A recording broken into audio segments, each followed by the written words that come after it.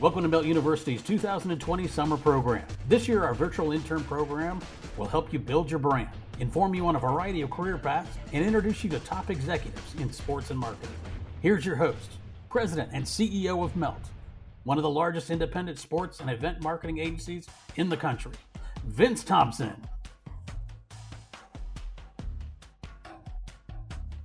Welcome back again, students, virtual summer Melt University 2020. We got a good roll going on with our podcast, our lunch and learn.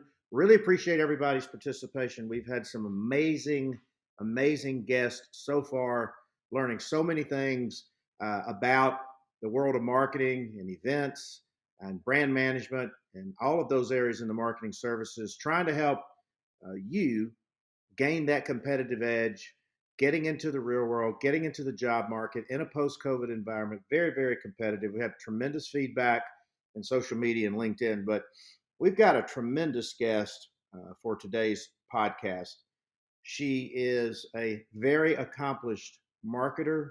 She is a very dear friend to me and the Melt organization.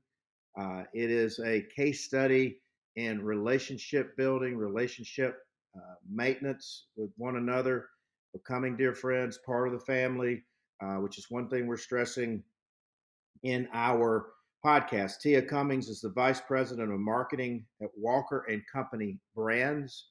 You may have heard of their brand Bevel, which is a wonderful success story, entrepreneur story. We're going to talk about founder Tristan Walker, the evolution of Bevel, their deal with Procter & Gamble, Tia's role in all of those things, how the world was small, being a former associate of Procter & Gamble.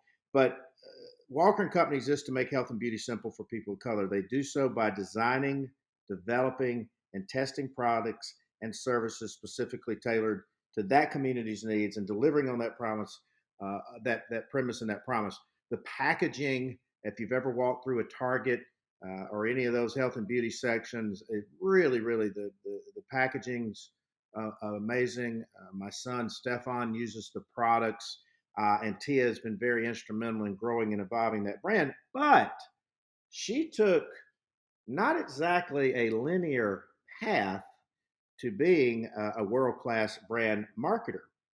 She graduated from Hampton University with a degree in chemical engineering. And which I want to know this story myself of how you can go from Chem E to then deciding she wanted to go on a different path, which we tell our kids, Tia, that, hey, follow your passion, follow your heart. Life's not going to be linear. Pursue it with zeal. So then she went to Purdue University, where she received her Master's of Business Association MBA, and then went into, it's just a who's who of companies and organizations that she's worked for. As we mentioned, Procter & Gamble, Kraft Foods, United Technologies, J&J, L'Oreal, Kellogg, and where we met and became really, really dear friends and great clients and great business partners at Intercontinental's Hotel Group. And then, like I said, I was delighted to learn that she made the jump to Walker and to Bevel. She's very active and involved in the community, Young Leadership Council for Big Brothers Big Sisters, board member of Hampton University Alumni Association, Illinois Young Leadership Board, mentor coach, really just a model of giving back to the community. So welcome, Tia, to your third summer of Melt University. Yes. Excited for year 3. I love coming back to speak to your students. Thank you for having me. Well, I tell you, we've in our podcast, and we've got, I think, 40 or 50 scheduled for our kids, an 8-week program. We had always wanted to take our program virtual. Silver lining due to the unfortunate circumstances of COVID-19, we said, you know what? We're not going to give up on this program. We've helped too many kids. We got too many people out there like yourself that want to help, and so we appreciate you joining us today. So. In the spirit of life's not linear and in the spirit of pursuing your passion. So growing up as a child, what led you to pursuing a degree in Chem E? And then let's talk about that process that led you to make what I would probably loosely define as a dramatic shift Mhm. from Chem Mhm. E into the MBA and brand management? But talk about your path and then talk about what really led you into that decision. Absolutely. So I was your typical science and math geek Mm-hmm. growing up, Mm-hmm. and loved science, especially chemistry. I got it from my father. My father is a PhD chemist, Mm-hmm. and so just observing him and talking to him about science, I knew pretty early on that that was the track I was going to pursue Mm-hmm. in college. And immediately, dug into chemie, enjoyed the classes, enjoyed the coursework. And at the time, I assumed that I was also going to go in and get a PhD in chemical engineering. Mm-hmm. And what I love to tell people is this is where the value and importance of internships is so, so important. Mm-hmm. So after my sophomore year of college, I did an internship at North Carolina State University, and it was in research, working in the labs with their PhD students and really getting a taste of what I would be doing as a PhD student. And I hated it. Wow. Oh, I was miserable that entire summer. It was so boring and monotonous. You're just running the same experiments over and over again all day long. It's not group work, it's very isolated. And so I came back my junior year and I was like, well, definitely not getting a PhD. So So you knew then I, that you knew immediately that you were like, I don't want to. I don't. This is not for me. I don't want to be here. yeah, I did after that summer. And so I come back, but I was still committed to engineering. Did you have And this so conversation with your father when you got back? I did. I told him, I was like, this, it's just not a fit for me. And he was fine with Mm-hmm. it. Mm-hmm. He's like, well, you're still getting your engineering degree. You don't have to get a PhD. At the time, he was pushing me to go to medical school. Right. He's like, there's still so many opportunities. And I still had 2 years of college left to figure it out. Mm-hmm. So Tia, you come back from North Carolina State that summer. You're like, I'm not sure this is for me. Lab life's not for me. You have this conversation with your father. So how did he respond? And then what was the path going forward? Yeah, so he was actually okay with it. And he said, you know what, you don't have to get a PhD to have a great career. You'll figure it out. You still Mm-hmm. have 2 more years of college left. And so that was great. And by the way, he was still hoping that I would decide to go to medical school, but Correct. that's a Just a whole little other small story. small little detail. Exactly. So I spent my junior year looking for another internship, and I got one at Procter and Gamble for the Mm-hmm. summer after my junior year. Wow. And it was my first corporate, job experience. I was an engineering intern working on Pampers diapers, new Mm-hmm. product development, and it was at that summer at P&G where I even learned what marketing was. I'd never Mm-hmm. even heard of marketing before then. Mm-hmm. But as an engineer, what happens is, the marketing team is the one who's gathered all of the consumer research and they've decided what the consumer needs. And then they come to the engineering team to make it. And so having those conversations with marketing, getting to, dig into consumer insights, talk to consumers, and really see what marketing did, I realized that I was more interested in their job than mine, right? Because Wow. my job still entailed, okay, marketing, tell us what you want. All right, now I'm going into a lab to figure out how to make it. Mm-hmm. And so I realized after that summer, I went back to college my senior year saying, man, I think I want to work in marketing, but I'm about to graduate with a chemical engineering degree. How am I Mm-hmm. going to do that? Mm-hmm. And so, in talking to my father and talking to some mentors, they said, well, you should go to business school, Mm-hmm. right? If you get an MBA, that's going to let you be able to change careers more quickly. And so, that was the decision that I made my senior year of college, that I was going to go to business school.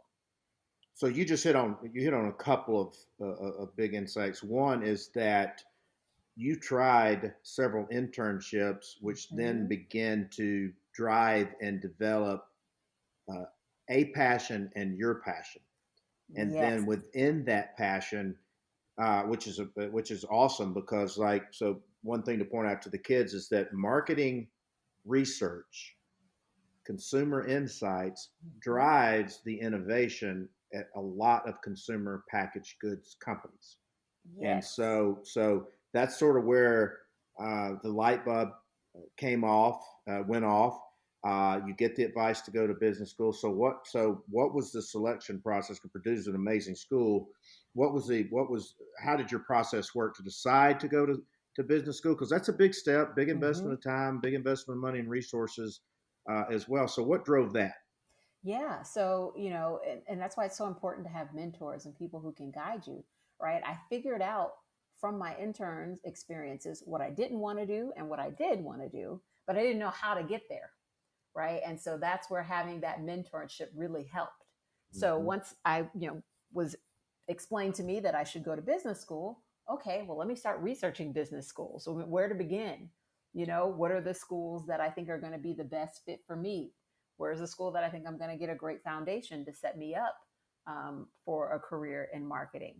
And so, I just started researching various schools. I went to school in the Southeast, so I was looking at other business schools in the Southeast.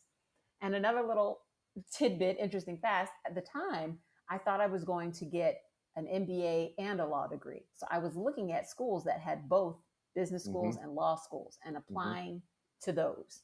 So I applied to Duke and William and Mary. I applied to, I think, Emory in Atlanta, and Mm-hmm. I applied to a couple others, and I can't even remember now. It's been so long. Mm-hmm. Um, and I had finished my applications.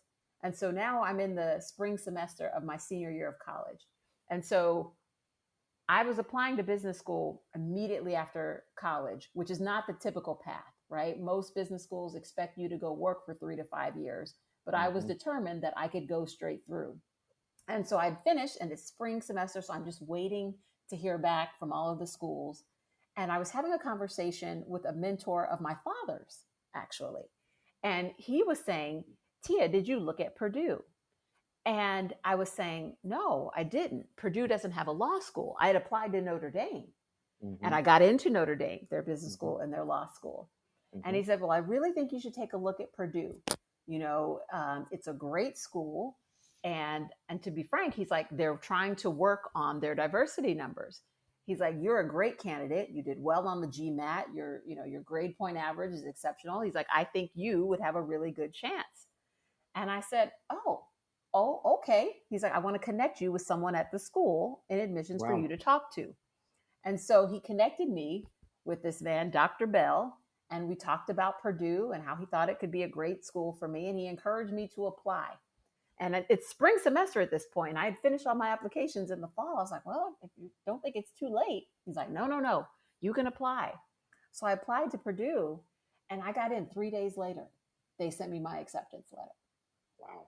And Well, I'm yeah, sorry. Go ahead. Keep going. Keep going. no. And then the only last thing I'll say, and not only did I get in, they gave me a full academic scholarship. Wow. Wow. Yeah. Well, that's impressive. And one thing that you really, really hit on, and I want to stress the importance of this to our students, and I try to make myself available to do it. You do as well. Is the importance of mentors, whether it's Mm-hmm. people in the industry you model after, friends of the family you model after, the career development offices, great teachers, always going to see guest lecturers because as I tell our students, Tia, that we've all been where they are now. Mm-hmm. And if we've got half of a heart or half a compassion, we'll reach out to them, they'll reach out to us, and we'll help guide them because if we can impact one life. So listeners, students, the importance of mentors, I cannot, overstate that enough because as you're hearing from, her testimonial is that mentors were a guiding force and a guiding light. And so I think Tia, that's uh, a really good takeaway. And so you finish MBA, and then do you go back to Procter and Gamble? I did not. Okay. I did my MBA, and in between first and second year, I did an internship at Johnson and Johnson Mm-hmm. as a brand management intern. And so I thought that I was going to stay and graduate and go be an assistant brand manager somewhere. Mm-hmm. And I had interviews and I got offers. And then a company that I'd never heard of called United Technologies Mm-hmm. came along, and they were big recruiters at Purdue, they loved Purdue students because a lot of their senior leadership and senior executives had come from Purdue. And so they came to campus, and I was pretty involved on campus. I was president of the Business School Association. Mm-hmm. I was close with the president of the university. And so when a lot of these senior executives would come to recruit, the university would bring me out as one of their students that they wanted to highlight. And so UTC decided that they wanted to hire me, and they wanted me badly. And I kept turning them down. And they kept trying, and so I finally said, okay, I'll interview. And they sold me on the idea of a leadership development program, in which I would get to rotate and do different things. So I could do a rotation in marketing, but I could also do rotations in other functional areas. And that appealed to me because, as I said, I had gone straight through from undergrad to grad school, Wow. whereas most people work in between and get some experience. And so the only experience I'd had at that point were my internships. And I said, well, I'm pretty sure I want to do marketing, but I haven't actually done anything else. So maybe this rotational program will give me exposure to other areas I hadn't thought about. And then I can really be sure. So I went to United Technologies, which is not a CPG, Right. not a traditional marketing company. And I went and I worked at Pratt & Whitney on jet engines and in the Wow. rotational program. I know. So it was more B2B marketing, right? We're Mhm. selling our jet engines to the airlines, right? And to the aircraft companies like Boeing and Delta. And so it was really different experience. So I did a 6-month rotation in marketing. I did a 6-month rotation in our technology innovation group. And then I did, which was probably the best rotation and the hardest job I've ever had, a 6-month rotation in one of our manufacturing facilities, actually supervising the guys on the line who were building and repairing these aircraft engines. Wow. Yes, young woman at the time. I was maybe 24, 25, and people old enough to be my dad and granddad who've been working in these manufacturing facilities for years, and I'm supposed to be supervising them. Wow. Oh yeah. I learned so much about influencing people and the importance of building trust and relationships, and knowing how to be humble, right? Because even though I was technically the boss, if this person's been doing the job 30 years, longer than I've been alive, learning from them and having them help me be a better leader. But, it was a tough job. You're there at 6 a.m. and, you're leaving at 7 or 8 p.m. when the next shift comes on. So it was a really tough job, but it really taught me a lot. That's how to be a leader. Well, it sounds like that experience prepared you for future leadership roles, but it also sounds like you did a lot of listening in that process. We talk to our students of the importance of listening and soliciting feedback and taking what I'll call constructive criticism and turning that into a positive. We're hearing a lot about that from a lot of our speakers this summer. So it sounds like that experience was really a very pivotal growth period for you, and you took it as such, correct? Absolutely. Like I said, one of the toughest jobs I ever had, but one of the best learning experiences. And you're 100% right, Vince. It's leadership. A lot of it is listening, right? Listening and being willing to learn and not assuming you know everything just because you've been put in a position of leadership. I credit the team that I had then with teaching me that.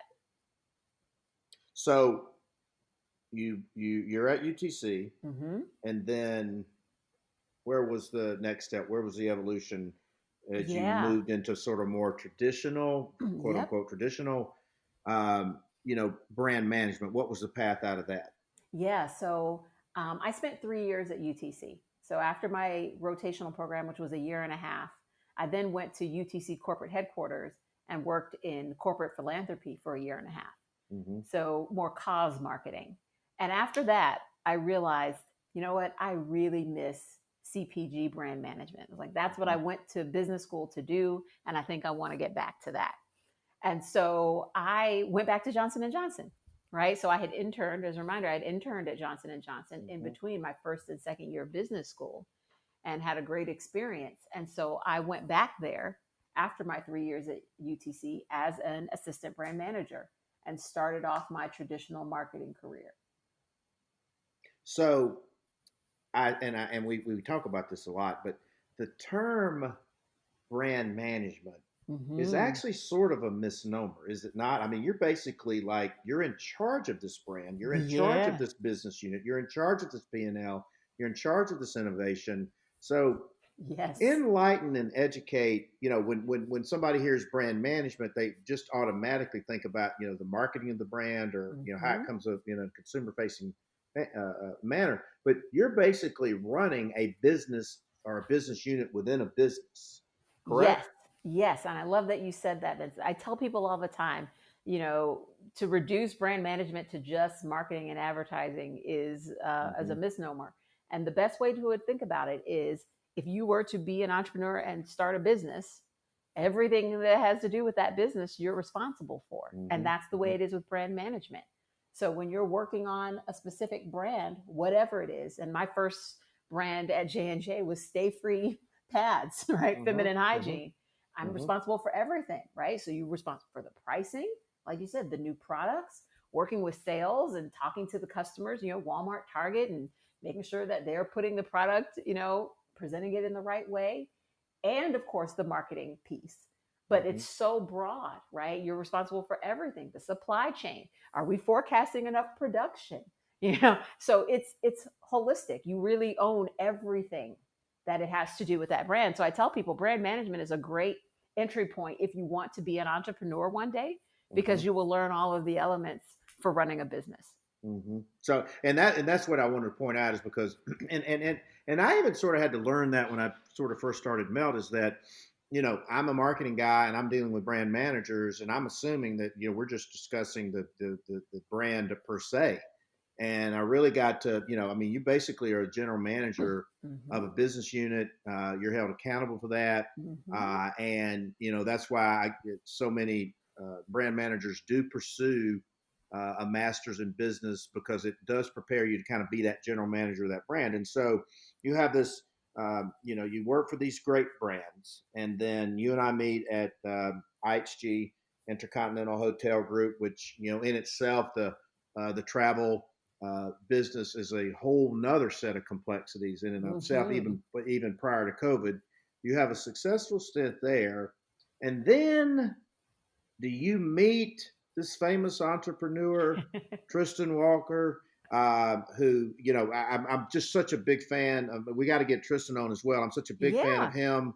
The Bevel brand, Full Circle, an investment or acquisition from Procter and Gamble. So talk about, because you're working, you're working for a great brand, but you're also working for a great entrepreneur, Mm-hmm. which is a little bit of a shift Yeah. from quote unquote the traditional brand management path that you've been on for a while. So Yes. first of all, how did that happen? Yeah, and it purely happened by a fluke. Because like you said, Vince, I was at IHG, leading global marketing, and it was the reason I was leading global marketing for all of the mainstream brands. So Holiday Inn Express, Holiday Inn, Staybridge, Mm-hmm. Kenilwood, and it was great. And all of a sudden, I literally got a call from a headhunter Mm-hmm. who said, there's a woman who saw you speak at a marketing conference recently, and she thinks you would be great for this VP of marketing role at Walker and Company. Wow. Yeah. And I was like, I'm sorry, I what? think I remember you speaking. I don't Yeah. remember what conference, but I remember you speaking at that conference. So Yeah. again, And industry exposure. I tell these kids, get to these conferences, get to these yes. networks, get to these. If Tia comes Yes. to your campus, go network. So Yes. all right, so you've been Networking is speaking. everything. I went to speak at this engagement, and some woman in the audience who I didn't even know Mm-hmm. went and told this recruiter who she knew, I guess, was hiring for this role, that I saw Mm-hmm. this woman speak. I think she'd be great. And so that's how I got the call. So purely, me being in the right place and, putting myself out there is what led to this call. And I originally told them I wasn't interested, honestly, Vince, because I was happy at IHG. We were Oh yeah, I doing know you really were. great work. I know. And so I said, "Oh, well, thank you. I'm flattered, but no, I'm not interested in moving at this time."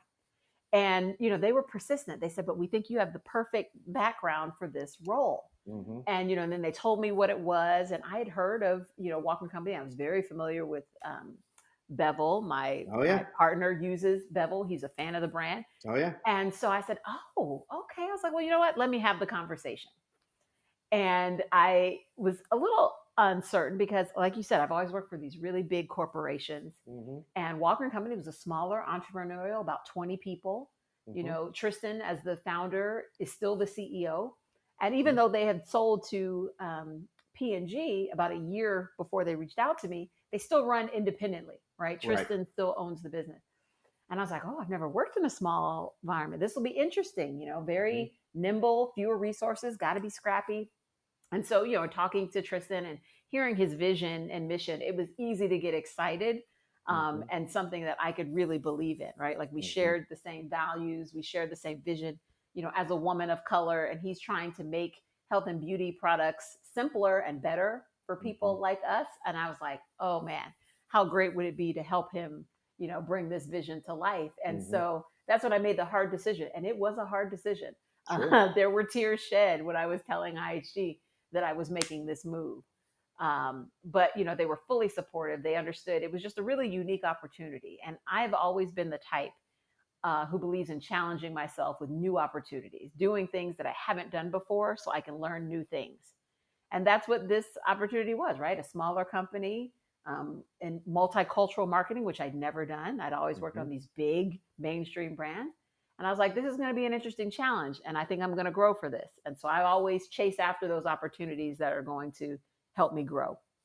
Well, you just hit on a lot of big hot topics that we'd love to unpack in these podcasts, and I'll run them down for a little bit. But first of all, one of the overarching themes of your life and your career is that life is not linear. So so we tell these kids like, hey, it ain't going to be a straight line when you come out of school. The second thing is like, work with people and organizations that share your values and share your vision. Because if you don't, you will always have this discomfort, inside of yourself. And so you got to align with your values, and then diving into the deep end, continuing to challenge yourself personally and professionally.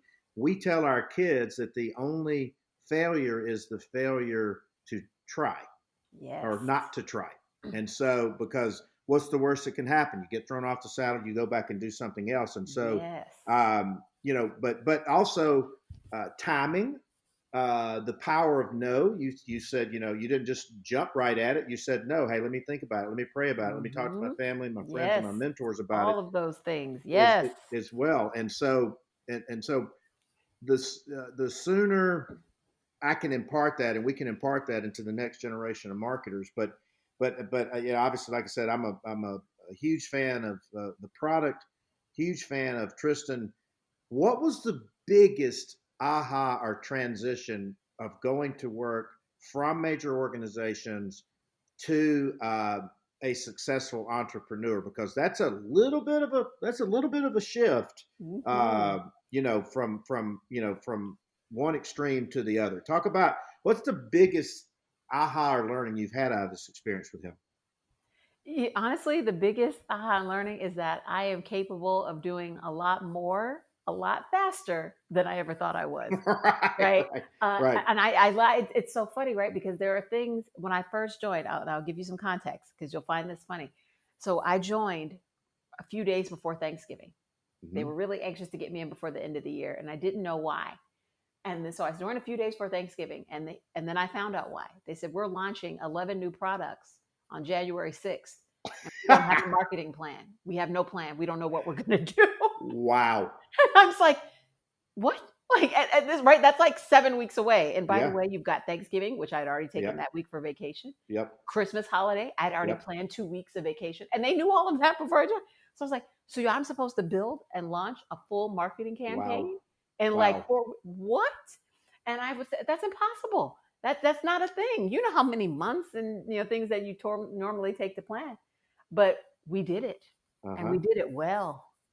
And we Yeah. did some amazing, right? We took a phased approach. That was my first thing. I was like, okay, well, we're not going to be able to do everything come January 6th. Let's take a phased approach. Mm-hmm. We'll start with PR, we'll start with some social, then we'll build up to some of the bigger things that we want to do, like TV and experiential, right? Because those will take a little more time. And it worked. And I was just, after we got through it, I was like, I can't believe I Oh did yeah. that. Like, I've never done such a huge undertaking in such a short period of time. So what you Well, learn in these entrepreneurial environments is nothing is impossible. right. Well, but that's also where your real, true, traditional marketing and training and brand leadership started kicking in. That discipline that they Mhm. brought you in for, Yes. you were able to, because that's, obviously 5 weeks, holidays, launching 11 new products right at the first of the year. So transition a little bit, a couple of transitions. You have always been involved, obviously, since your college days and your master's days, and in community causes, helping Mm-hmm. others. You're leader in this community and within Hampton University Alumni Association. You now, I'm sure, mentor a Yes. lot of great young kids. I'm hoping that So you will many. become a mentor Mhm. to our students of Melt University, because you're Yeah. so open, and obviously this has been tremendous. But talk about the value of giving back, paying forward, building those relationships, because um, they it's as important as what we do professionally, in my opinion, or maybe more. You are so right. And, I credit my parents with sort of teaching me the importance of giving back, right? Was raised to believe that when you have been blessed, then you should be a blessing to others. Mm-hmm. And as we talked, my success, I attribute it to one, my parents as mentors, but then all of the other great mentors that I had to help me Mm-hmm. guide my career path and figure it out. And even now, I still have mentors. And Mm-hmm. so I'm very intentional. Yes, to your point, I mentor several young people right now Mm-hmm. at all different levels, from current college students to people who are still early in their careers and trying to figure out, their marketing path. And I love that. I love being able to share what I've learned to help them. I'm involved, yes, with nonprofits. Big Brothers Big Sisters is one that I've been involved with for Yep. over probably 15 years or so Yep. now. Big one. And now involved in the Atlanta chapter, because I just think it's so important for young people to sort of see what is possible. And I like to serve as that example. And it's funny because I don't think about it that way. I don't look at myself and think, oh man, look at all these great things I've done. And, Right. I can teach. But people come to me, they're finding me on LinkedIn, which I would love to tell your students. It's such a great way to find mentors. I've gotten so many cold calls or cold emails via LinkedIn, and I always respond. All of these college students and people, they're like, hey, I came across your profile, or I've heard you Mm-hmm. speak and would really love to chat with you more. I always say yes, right? Because like, I appreciate them having the courage to reach out to Right. someone they don't know, but who they admire and respect. And I want to help them. So I would encourage your students, if they see someone or met someone, reach out on LinkedIn. Use that as a networking tool. I've picked up a few mentees that way, Oh yeah. if I'm honest. LinkedIn to me is the most powerful professional and, to your point, personal networking tool that's ever been created. And we Yes. encourage our kids, and we're going to talk about helping them build their LinkedIn pages and their resumes. But talk about when they do reach out to you at LinkedIn, and or they're reaching out for a job. What gets your attention? Because you can sort of ascertain through their reach out that their effort, or what type of Mm-hmm. mentee, or what type of employee. Yes. Talk about what stands out to you in a good way and in a bad way that will make you, because what we're trying to tell them to you in this environment now, there's so many people out of work in marketing services that the Mm-hmm. job market's going to be even more intense for entry level, because people more senior than them are going to be willing to take a less role based on the Yeah. it's a buyer's market for talent, lack of availability. So we're trying to get them in that 5 percentile. But what stands out when you get a reach out from a student? Yeah, there's nothing like a concise, well constructed email, right? Mm-hmm. Someone who is, they know their elevator pitch and they've taken time to perfect it, right? So they Mm-hmm. come, they send me a message, they've taken the time to look through my profile, or they heard me speak, so they reference something maybe even trying to establish a connection. If they went to my alma mater or we, had a shared experience, they infuse that into the message. But I'm looking for people who are ambitious, and like you said, that you could tell those people from what's in the message, right? When they say, I'm a junior at such and such university, I'm passionate about marketing, you've had an amazing marketing career, and I'm super interested in learning about the steps that you've taken to get where you are. Would you be willing to just chat with me for 15 minutes or 20 minutes? I'd love to ask some questions. And so it's well thought out, right? So they're coming to me with a very specific ask. And I appreciate that, and I'm not going to lie. I definitely look at grammar and all of those things to make sure that, so make sure there's no spelling mistakes or grammar mistakes. You really want to come across as polished, and it doesn't need to be a book, one Spot paragraph, on. right? People are busy. And that resonates with me. And like I said, I just have a soft spot for wanting to help young people succeed. But yeah, I'm definitely looking for people who've done the research, who know what it is they're wanting to talk about. Even if they're saying, I'm still learning about which area of marketing because I know marketing is so broad, I would love to talk to you about your specific marketing experience. That's okay. You don't have to come and say, yes, I want to be a brand manager like you. You can still be figuring it out and using this as an informational conversation to sort of, decide if brand is your path, or no, actually I'm interested in agency or creative, so on and so forth. So it's not about, I know exactly what I want to do, but I know exactly what I want from you, and I know how I'm going to use the time with you in a productive manner. Well, and you just hit all of my hot spots. As to your point, try to establish an emotional connection with that person. Yeah. Did they go to Purdue? They know you went to Purdue, Hampton, whatever, Auburn, whatever. Yeah. Have that ambition flow through that communication, because that effort is showing it's only as important as you make it. That effort, every ounce of communication with our kids, and they're out in the marketplace, is I try to tell them, it's an audition. You're constantly being monitored by people like us to say, hey, this kid's got the right stuff. We want to bring them in. We want to mentee them. We want to help them, in their career growth. So it's all about everything is about the impression and the audition, and because they have the access, as I didn't have. I had to go to the library and white pages and Yes. encyclopedias and Me research too. and There was no internet resource. And back yeah, then. I mean, they possess that power and information in their hand, but you got to, one of the themes of my books is building brand you. They've got to position and present their brand to you, because every interaction is an audition. Wouldn't you say so? 100%. As you're giving them all the right feedback, and it's so funny. I've given a presentation called "Building Your Personal Brand" to college students multiple times over the years, and it's so important, right? And that first communication, you're establishing that first impression, and then every interaction post that is contributing to the building of your brand. So you need to know up front, what is the brand that you are creating that you want to put out there for people to see.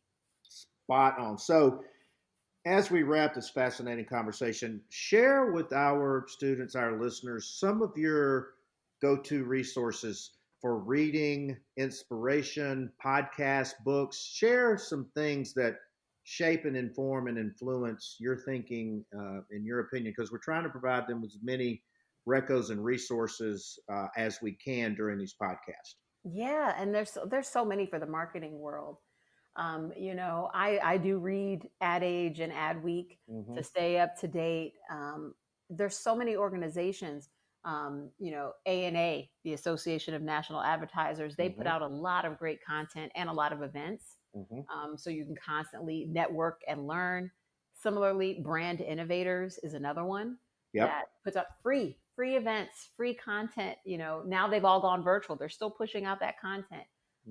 But you learn so much, and you meet, so many people from doing those things. And there's interesting podcasts, things like How I Built This, right? Where you can hear leaders talk about, the work that they've done. Tristan has a really great one on How I Built This. And then who are those marketing leaders or people that you look up to, and you can follow them across their social channels, right? So there's a woman in marketing who I look up to. I want to be her one day. Her name is Bozema St. John. I follow her on Instagram. I follow her on LinkedIn, because these leaders who have, again, had successful careers, they're always sharing tidbits and things that you can learn. So those are some of the sources that I go to on a regular basis. Well, those are invaluable, and I honestly think during this period of all this crazy stuff we're in the middle of now, I even think people like yourself and myself, we're all in a new world order. We're unsure where all this stuff is going to go, but I think more of us are going to be more willing to even help more as we all journey down this new path together. But I got to tell you, this has just been so amazing. So inspirational. I was looking so much forward to this podcast. I knew you weren't going to let our students and our listeners down. I've learned a lot, from this today, and I'm just really, really inspired by this conversations. I mean, Tia Cummings, VP of Marketing at Walker, Bevel, illustrious career, learning a lot from pivoting from Chem E to the Masters, working with some of the most vaunted brands in the world, P&G, Kraft, United, Johnson & Johnson, L'Oreal, Kellogg, where she and I started working together at IHG. I mean, you have shared so much valuable information and inspiration. And students, I hope you'll go back and listen to this podcast multiple times. I encourage you to reach out to Tia on LinkedIn and other channels, because she's as good as it gets. And I hope that through this podcast, you also heard the warmth and humility in her voice. We're all out there together, and she and I are like brothers and sisters, and bounce a lot of things off. Got a lot of great things coming down the pike. But Tia, we so appreciate your time and commitment, dedication, and contributing today's podcast to the students of Summer Virtual Melt University 2020. Tia, thank you so much. Thank you for having me, Vince. Always a joy, always a pleasure. Thanks, Vince. Hope you enjoyed today's virtual class. We'll be back soon with another edition of Melt University 2020.